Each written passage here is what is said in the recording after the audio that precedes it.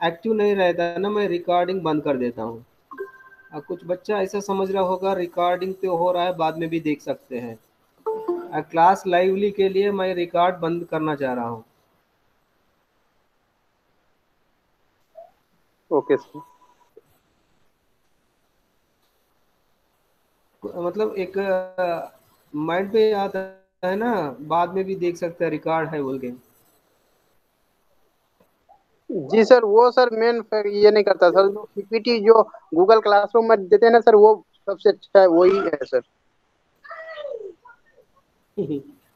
और मैं एक एक नोटिस किया है आप लोगों से, एग्जामिनेशन पेपर्स एवेल्यूएट करने के बाद आप सिर्फ इसके पीडीएफ सेल्फ इंस्ट्रक्शनल मटेरियल है ना, उर्दू यूनिवर्सिटी का जो सेल्फ इंस्ट्रक्शनल मटेरियल उस पर डिपेंड कर रहा है ज़्यादा। वो एज इट इज़ दे रहा है, एज इट इज़ रिफ्लेक्ट हो रहा है आपका आंसर्स में। वो नहीं करना, सिर्फ नॉलेज के लिए यूज़ करना है पीडीएफ। एग्जामिनेशन ऐसा लिखा जाता है, बहुत सारा पढ़ना है, जो मन में आता है वो लिखना है, एज इट इज़ कॉपी नहीं करना। ठीक। सर हम लोग एक्चुअली सर हम लोग को मिला नहीं था सर, पीडीएफ ही से सर हम लोग प्रिपरेशन किए थे तो हाँ, इस सेमेस्टर में क्या करना है, बहुत सारा पढ़ना, अपना खुद का नोट्स तैयार करना। राइट। अभी 6.1 मैं मंडे देखता हूँ। 6.1 आप तैयार करके मुझे दिखाना। राइट। 6.2 जो है approaches of curriculum organization. First step में हम क्या किए हैं, करिकुलम क्या है, सिलेबस क्या है, करिकुलम फ्रेमवर्क क्या है। करिकुलम फ्रेमवर्क क्या है, करिकुलम कंस्ट्रक्शन कैसा किया जाता है, क्या क्या लेते हुए करिकुलम कंस्ट्रक्ट किया जाता है, वैल्यूज कंसिडर करते हुए, नीड्स कंसिडर करते हुए करिकुलम कंस्ट्रक्शन कैसा किया जाता है, ये डिस्कस किए। उसमें हम लोग जो है ना 8 स्टेजेस में डिस्कस किए, name of the topic, sub parts, methods, okay, content selection, content organization, ये सब डिस्कस किए। फिर कंटेंट सेलेक्ट करने के बाद कंटेंट को जो है ऑर्गेनाइज करना, करिकुलम ऑर्गेनाइजेशन। करिकुलम ऑर्गेनाइज करने के लिए क्या क्या अप्रोचेस यूज करते, इस E6.2 से हम ऐसे क्वेश्चन एक्सपेक्ट करेंगे। ये आपका short question, principles of curriculum constructions में एक शॉर्ट क्वेश्चन एक्सपेक्ट कर सकते हैं 6 मार्क्स के लिए। 6 मार्क्स के लिए एक क्वेश्चन एक्सपेक्ट कर सकते हैं। अभी जो डिस्कस करने जा रहा है इसमें से एक ऐसे क्वेश्चन 10 मार्क्स के लिए एक्सपेक्ट कर सकते हैं। ओके। अब अप्रोचेस ऑफ करिकुलम, एक बार कंटेंट सेलेक्ट करने के बाद इसको ऑर्गेनाइज करना। ऑर्गेनाइज कैसा करेंगे, सिस्टमेटिकली ऑर्गेनाइज करना। ओके। इसमें देखिए कुछ अप्रोचेस है, कॉन्सेंट्रिक, ये सब मेथड्स है। एक ही बार दो मेथड्स से ज़्यादा यूज करते हैं ना, तब अप्रोच कहते हैं। If you integrate more than one method then it is called approach. इसमें बहुत सारा मेथड्स है, कॉन्सेंट्रिक, टॉपिकल, लॉजिकल, साइकोलॉजिकल, ये है। एक साथ दोनों के यूज करते हैं तब अप्रोच कहते हैं। इसमें देखिए लॉजिकल साइकोलॉजिकल अप्रोच कहा जाता है। लॉजिकल मेथड साइकोलॉजिकल मेथड दोनों यूज कर रहे हैं तब लॉजिकल साइकोलॉजिकल अप्रोच। आप करिकुलम ऑर्गेनाइज करने में लॉजिकल साइकोलॉजिकल अप्रोच को एक्सप्लेन कीजिए, इस तरह क्वेश्चन कर सकते हैं। और टॉपिकल स्पाइरल, कॉन्सेंट्रिकल, टॉपिकल कॉन्सेंट्रिक मतलब टॉपिकल कॉन्सेंट्रिक ऑब्लिक है ये, यहाँ भूल गए, कॉन्सेंट्रिक टॉपिकल और स्पाइरल। लॉजिकल लॉजिकल साइकोलॉजिकल और टॉपिकल और कॉन्सेंट्रिकल और स्पाइरल। इस बीच में देखिए इसमें कॉन्सेंट्रिक कॉन्सेंट्रिक और टॉपिकल वर्सेस स्पाइरल, स्पाइरल और लॉजिकल साइकोलॉजिकल दोनों एक साथ यूज करना।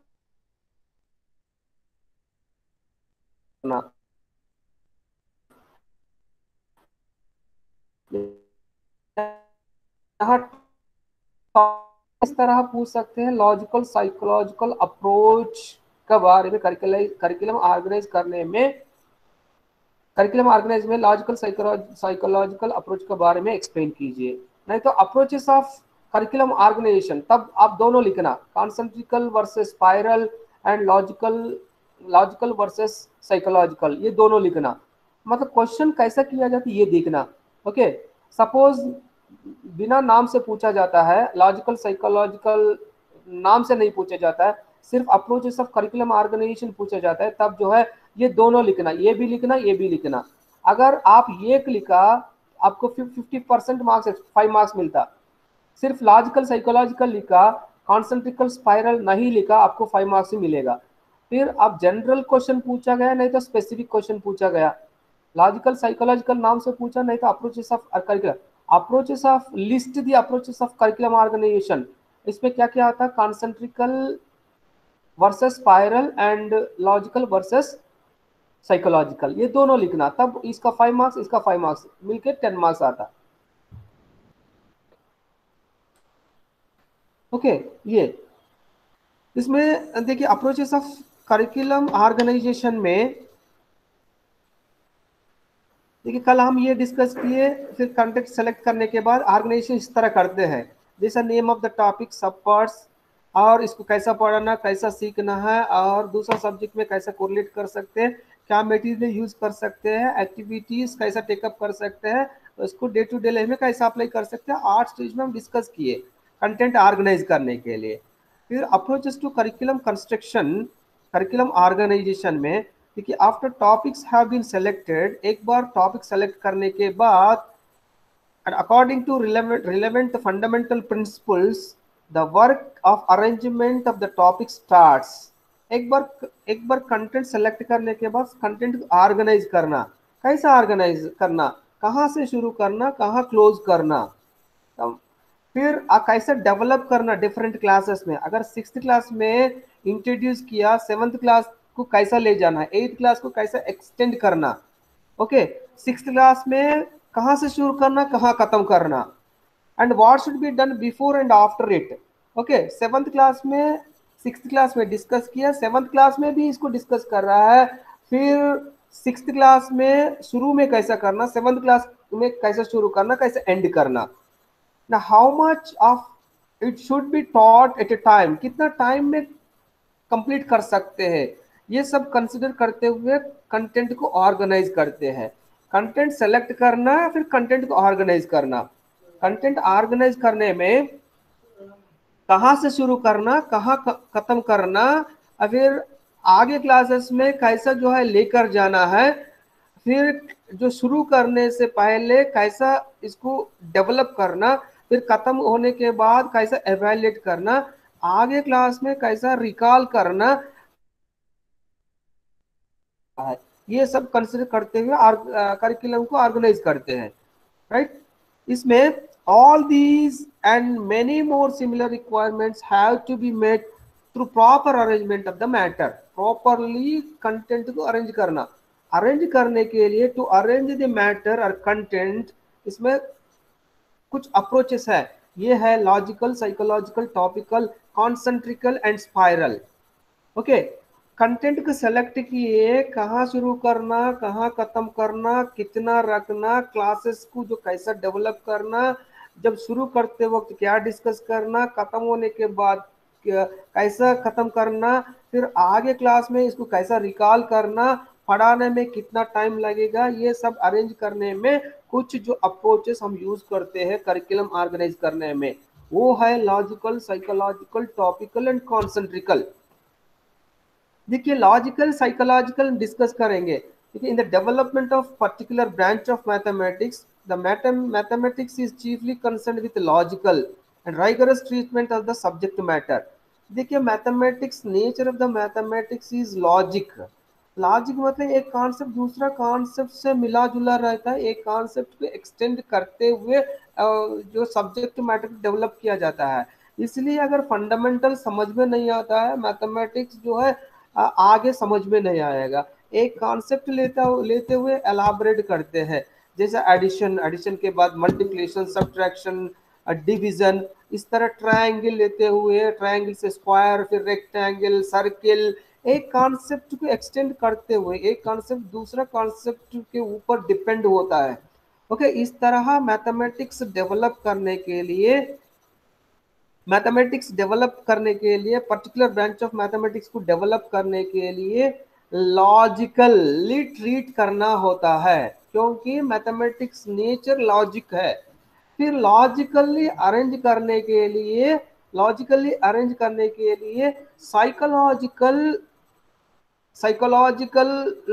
प्रिंसिपल्स भी अप्लाई करते हैं। साइकोलॉजिकल प्रिंसिपल्स इसीलिए अप्लाई करते हैं, कौन सा लॉजिक किस स्टेज में किस लेवल में यूज करना है, कौन सा लॉजिक कौन सा लेवल से शुरू कर सकते हैं, इसके बच्चों का रेडीनेस क्या है, बच्चों का इंटरेस्ट क्या है, बच्चों का फिजिकल डेवलपमेंट क्या है, बच्चों का मेंटल डेवलपमेंट क्या है, बच्चा बैठ सकते हैं, बच्चा सीख सकते हैं, ये सब कंसिडर करते हुए मैथमेटिक्स लॉजिक जो है डेवलप कर सकते हैं। एक जो मैथमेटिकल सब्जेक्ट डेवलप करने के लिए, लॉजिकली डेवलप करने के लिए हम साइकोलॉजी का मदद भी लेते हैं। Okay, it is curriculum organization who is called upon the integrating of two approaches। यहाँ लॉजिकल साइकोलॉजिकल दोनों मेथड्स को इंटीग्रेट करते हुए हम जो है ना मैथमेटिक्स सब्जेक्ट को जो कंटेंट को ऑर्गेनाइज कर रहा है। Psychology throw light on the use of topic for the student from academic as well as practical point of view. देखिए साइकोलॉजी मैथमेटिक्स कंटेंट को ऑर्गेनाइज करने में एकेडमिक जो है as well as practical point of view में, okay, बच्चों को theoretical knowledge classroom में बताने के बाद उसका फर्स्ट हैंड एक्सपीरियंस देने के लिए प्रैक्टिकल पॉइंट ऑफ व्यू में बच्चों का स्किल्स, बच्चों का कॉग्निटिव लेवल, ये सब जो है ना साइकोलॉजिकल प्रिंसिपल्स आपको मदद करेगा।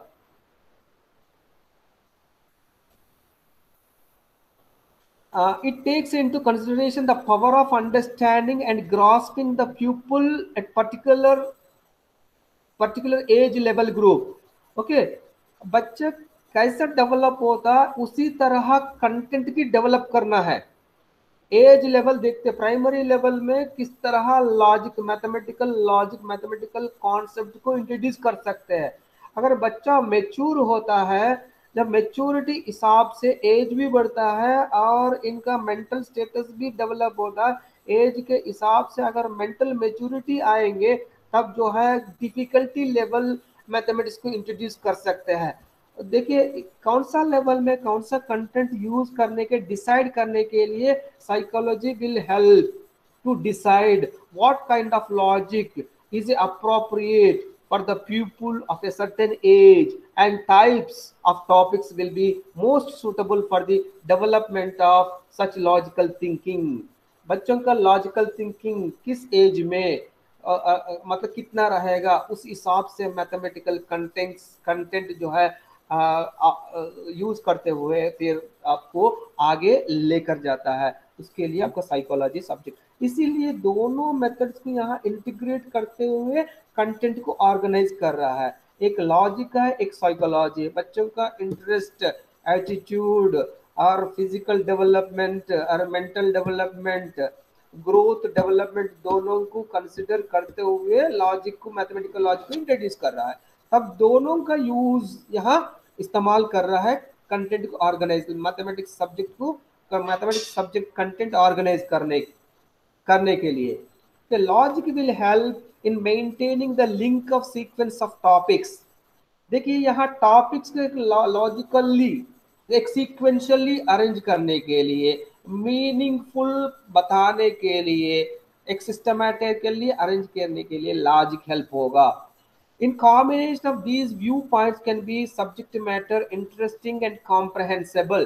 अगर लॉजिक को जो है डिफिकल्टी लेवल देखते हुए लॉजिकली सीक्वेंशियली अरेंज करने के लिए साइकोलॉजिकल प्रिंसिपल्स भी यूज करते हुए सब्जेक्ट मैटर को इंटरेस्टिंगली कॉम्प्रहेंसिबली जो है ऑर्गेनाइज करने के लिए दोनों लॉजिकल साइकोलॉजिकल प्रिंसिपल्स को यूज करते हैं।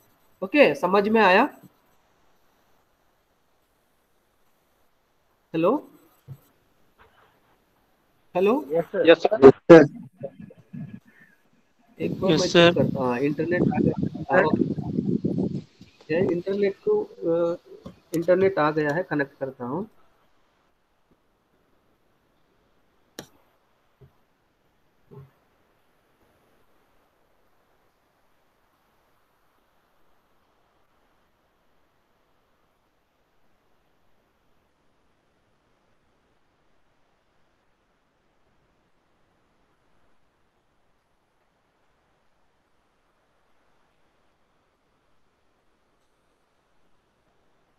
देखिए सिंपल है यार, लॉजिकल साइकोलॉजिकल समझने में इतना जो मैं बताया था ना, मैथमेटिक्स नेचर लॉजिक है।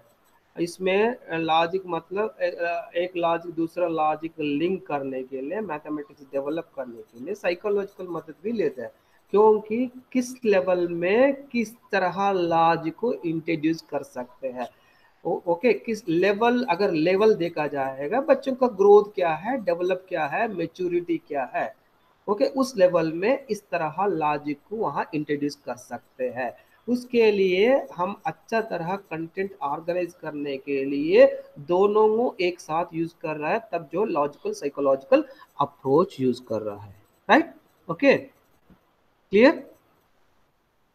देखिए यहाँ लिखा गया, देखिए psychology should decide what kind of logic is appropriate for the people of a certain age and what types of topic will be most suitable for development of such logical thinking। बच्चों के अंदर logical thinking develop करने के लिए okay psychology decide करता है कौन सा लेवल, कौन सा एज ग्रुप में किस तरह लॉजिकल कंटेंट को दे सकते हैं, इसलिए हम लॉजिकल साइकोलॉजिकल अप्रोच को यूज कर रहा है। Right, logic will help in maintaining the link and sequence of topics।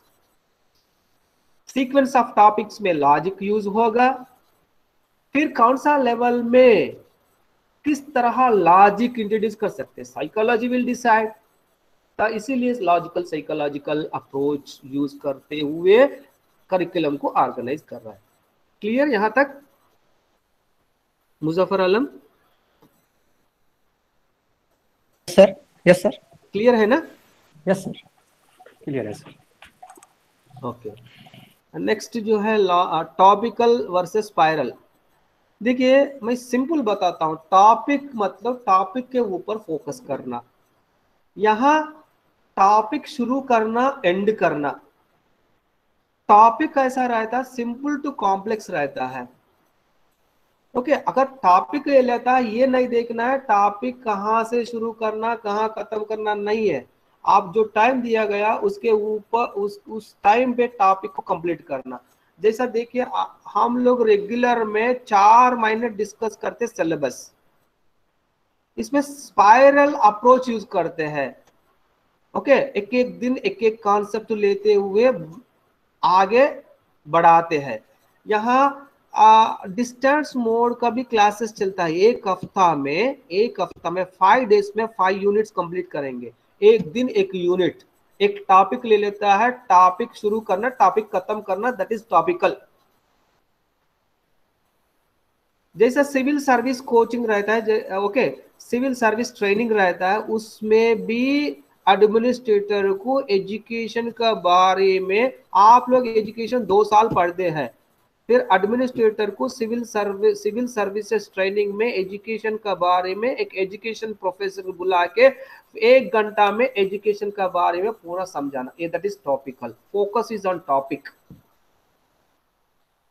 समझ रहे हैं ना? Focus is on topic. बच्चा क्या समझ लिया, क्या नहीं समझ लिया, कितना डिफिकल्टी लेवल है, कितना बेकार है, उसमें टॉपिक में कुछ बेकार चीज भी रहता है। टॉपिक समझाने के लिए अननेसेसरी कंटेंट भी वहां रहता है, अननेसेसरी कंटेंट। फिर कहां से शुरू करना कहां खत्म करना, बच्चा समझ लिया नहीं समझ लिया, ये ड्रॉबैक है टॉपिकल का। ये ड्रॉबैक को कंसिडर करते हुए स्पाइरल आया। देखिए यहां आपको दिखाई दे रहा होगा, ये कॉन्सेंट्रिकल, टॉपिकल कॉन्सेंट्रिकल एक ही है, टॉपिक के ऊपर फोकस करना, ये टॉपिकल है। देखिए 1 घंटा में टॉपिक शुरू किए हैं, टॉपिक शुरू करके खत्म कर देना, फिर आगे नहीं रहता, नेक्स्ट क्लास में नहीं रहता। सपोज 7th क्लास में इंट्रोड्यूस किया, 7th क्लास में ही खत्म करना, 8th क्लास तक नहीं ले जाना, दैट इज टॉपिकल। फिर स्पाइरल कैसा रहता है, देखिए 6th क्लास में कुछ कॉन्सेप्ट इंट्रोड्यूस किया, फिर 7th क्लास में भी कुछ किया, 8th क्लास में भी लेकर गया, 9th में भी लेकर गया, 10th में भी लेकर गया, 6th में कुछ पोर्शन, फिर 7th में 6th में जो डिस्कस किया रिकॉल करते हुए और एक्सटेंड करना, फिर 7th क्लास में 6th क्लास में जो डिस्कस किया, फिर 7th क्लास में फिर आगे फिर 8th क्लास में कंटिन्यू करना, फिर 9th क्लास में, फिर 10th क्लास में कंप्लीट करना। ये स्पाइरल है। यहाँ एक क्लास में 6th क्लास में एक टॉपिक इंट्रोड्यूस किया, टॉपिकल भी यूज कर रहा है और वो टॉपिक आगे एक्सटेंड कर रहा है, स्पाइरल भी यूज कर रहा है, दोनों, इसलिए टॉपिकल स्पाइरल दोनों यूज कर रहा है। Approach concentrical and spiral approach कहा जाता है। Clear? Yes sir, yes sir. देखिए क्या लिखा गया यहाँ, the criteria of difficulty emphasis that topic should be arrange in order to of their difficulty. Topic कैसा अरेंज किया जाता है? From simple to complex, difficulty level देखते हुए। Difficulty level simple to order रहता है, order of their difficulty. The criteria of difficulty emphasis, topical में difficulty level के एम्फसिस करते हुए ऑर्डर ऑफ द डिफिकल्टी इस तरह अरेंज किया जाता है। But it is no good arrangement to take topic as a unit. एक यूनिट ले लेना ये अच्छा नहीं है, ये ड्रॉबैक है।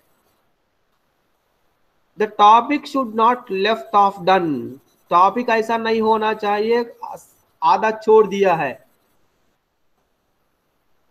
अनब्रेकेबल यूनिट होना चाहिए, विदाउट ब्रेक, विदाउट ब्रेक शुरू करना खत्म करना, और क्या समझ लिया वो पता नहीं है। Topical arrangement is based on the unity of topic, unity of topic, topic के ऊपर कर रहा है इसीलिए टॉपिकल है ये। It employees complete exhaustion of A topic at the same time, और स्ट्रेच, टॉपिक को स्ट्रेच करना। But it is highly unnatural and impracticable to take a topic such as time and work. बच्चा थक जाता है,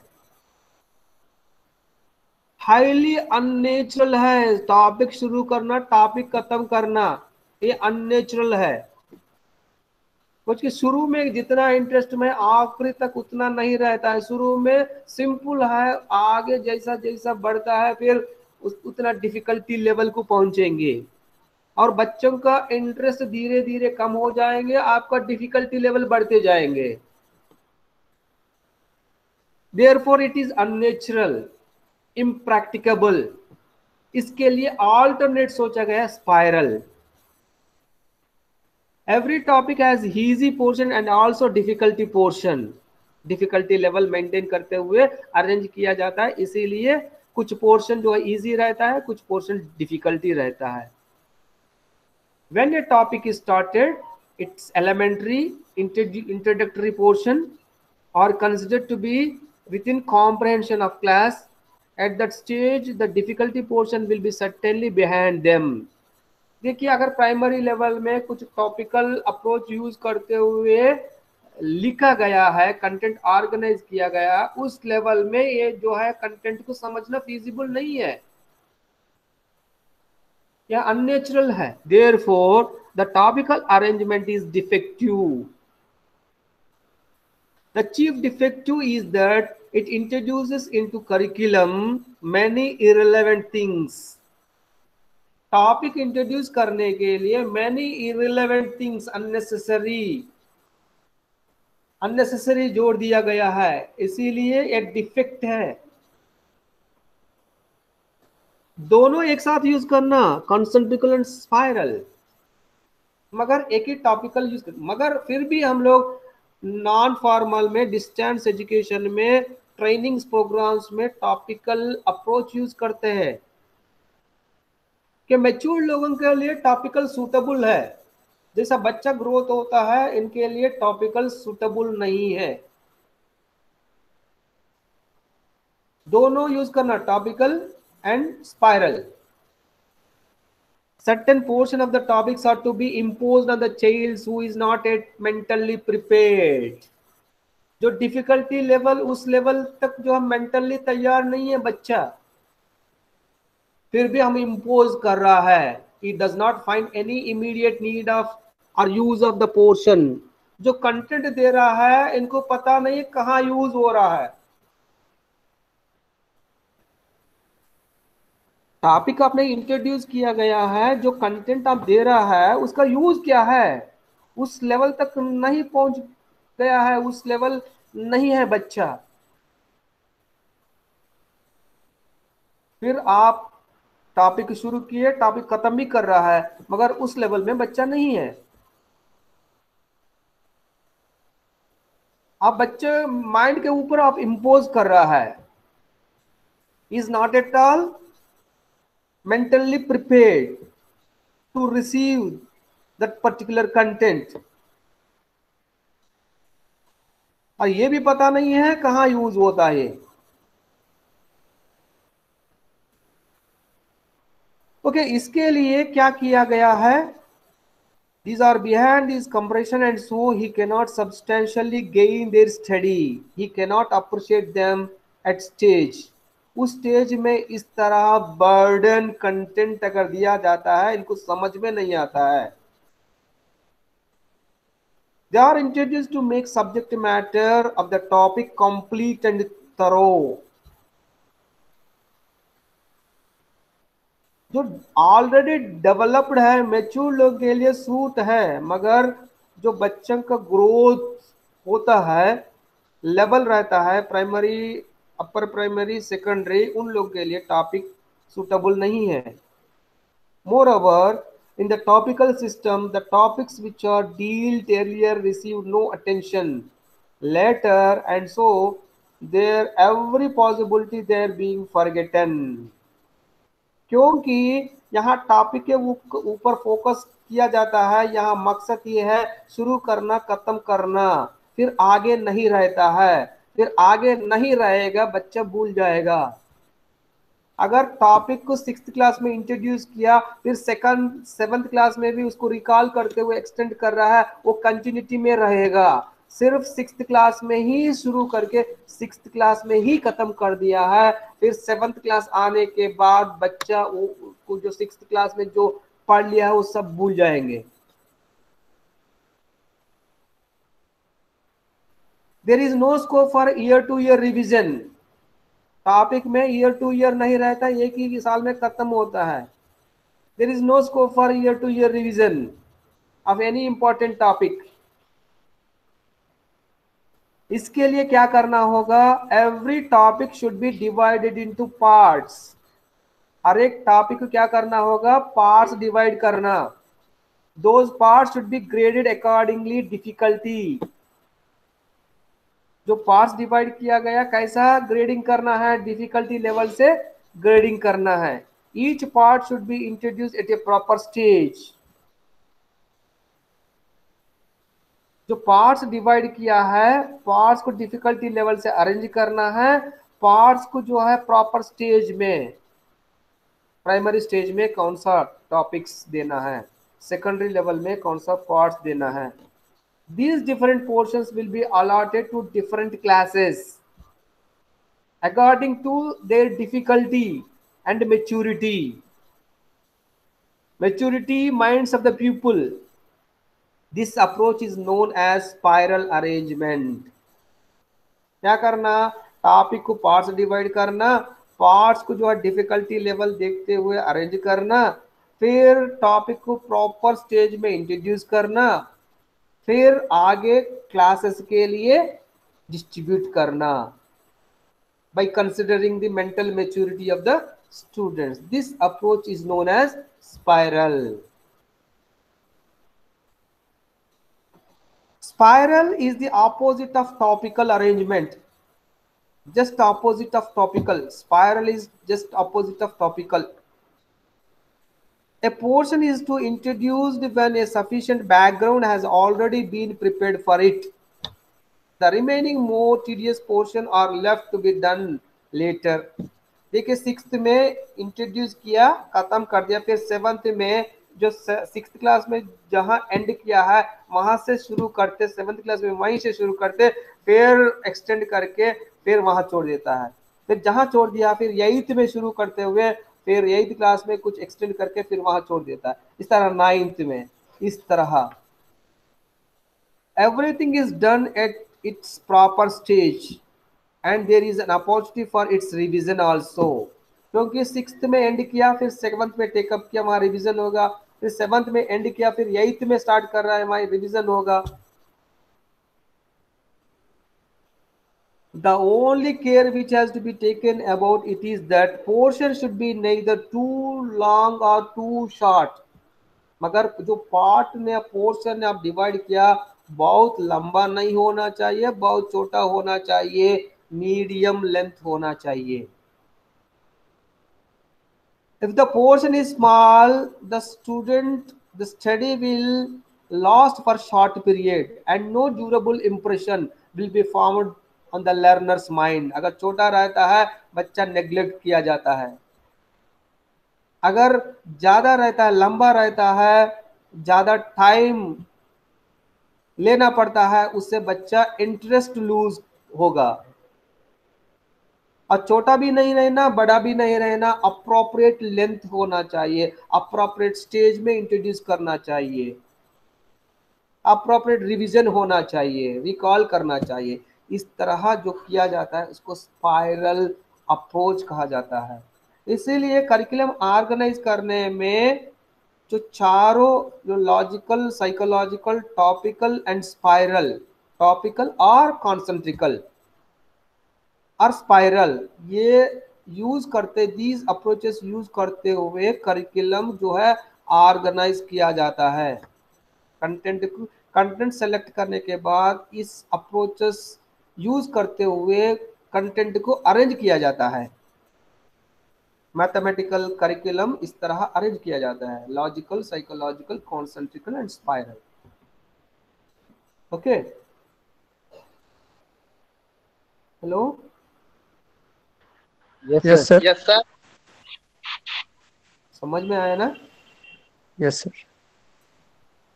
हाँ, देखिए आपका 6.2 भी हो गया है। इससे एक अभी तक कल का, आज का क्लास में 16 मार्क्स कंप्लीट किए, 16 मार्क्स, समझ रहे हैं ना?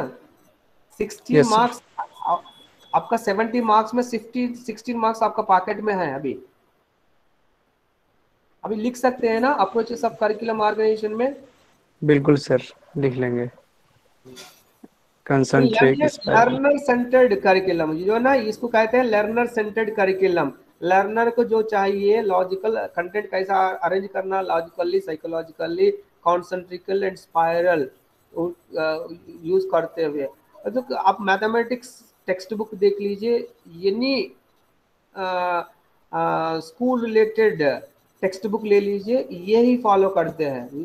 कंटेंट किस तरह अरेंज किया जाता है, logically, psychologically and concentrical and spiral, ये अप्रोचेस फॉलो करते हुए कंटेंट को जो है ऑर्गेनाइज किया जाता है। कंटेंट अरेंजमेंट इस तरह होता है। तब जो है कंटेंट को डिफिकल्टी लेवल फॉलो करते हुए सिंपल टू कॉम्प्लेक्स की तरफ, फिर लॉजिक को एक्सटेंड करते हुए,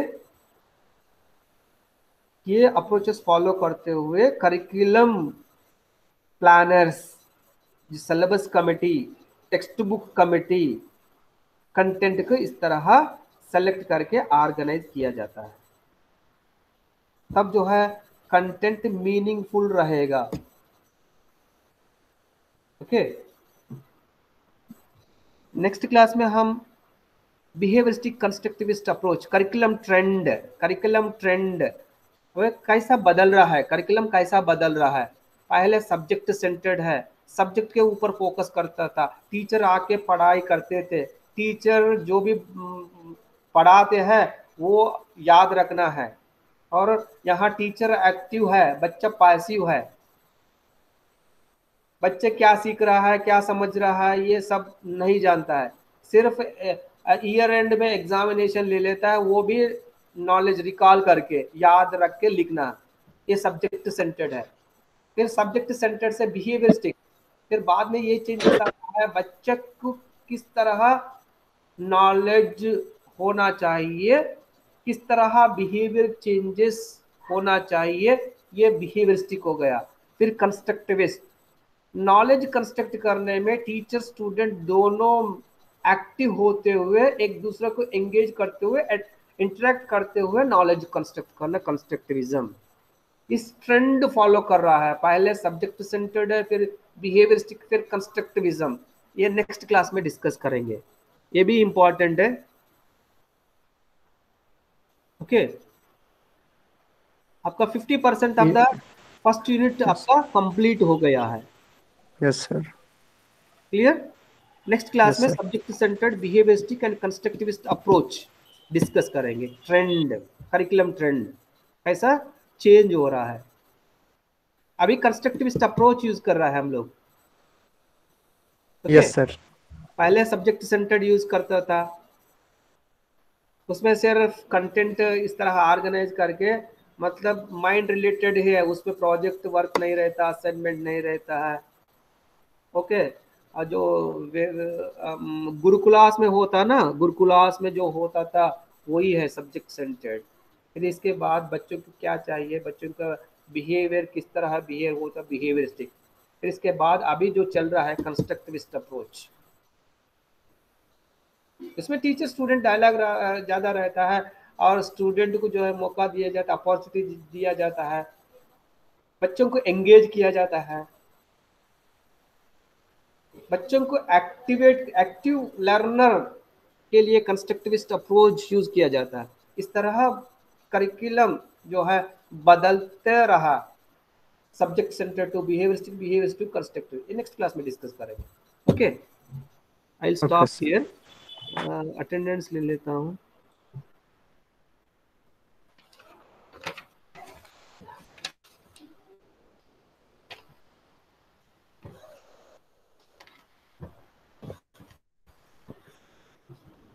तब्रेज लाइन पे है?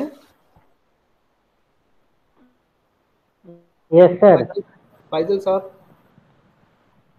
Faizal. Yes sir. Sir Alam. Yes sir. Yes sir, present sir. Okay, Zafar Ehsan है, एहसान दानिश है, अब्दुल वाहद। सर। अब्दुल वाहद, वाहब आके चले गए? नहीं, खालिद शहीद नहीं है। हिना कौसर आया नहीं, हिना कौसर आया नहीं। Shams Tabraiz. Yes sir. Sir थोड़ा सा लेट ज्वाइन हुए थे सर हम। हाँ कोई बात नहीं। रिजवान, मैं समझ रहा था वैसे तो भी रिकॉर्डिंग है, रिकॉर्डिंग से मैनेज करेंगे। अगर इस तरह एटीट्यूड है तो मैं रिकॉर्डिंग बंद कर लेता हूँ। नहीं सर, नहीं सर, ऐसा नहीं।